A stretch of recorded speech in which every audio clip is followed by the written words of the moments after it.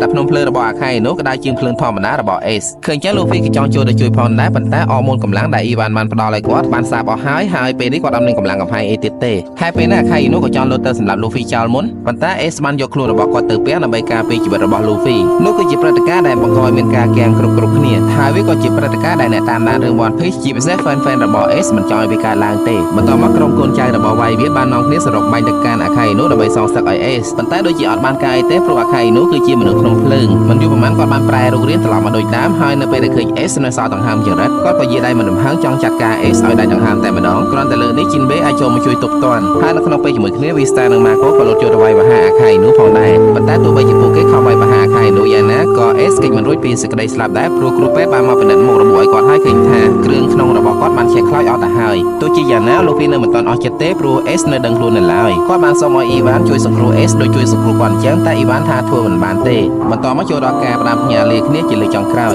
Ace បានប្រាប់ Luffy ថាអ្វីដែលធ្វើឲ្យគាត់សោកស្ដាយជាងគេនៅក្នុងជីវិតគឺគាត់មិនអាចនៅចាំមើល Luffy សម្រេចក្តីសុបិនខ្លាចទៅជាស្ដេចចោលសមុទ្រហើយពីចុងក្រោយរបស់ Ace គឺអរគុណអ្នកទាំងអស់គ្នាដែលបានស្រឡាញ់គាត់ហើយបន្ទាប់ពី Ace ដាច់ខ្យល់ស្លាប់បាត់ទៅ Whitebeard ហើយនិងកូនចៅរបស់គាត់មានការសោកស្ដាយយ៉ាងខ្លាំងចំណែក Luffy ដូចជាការຕົកជើងគេ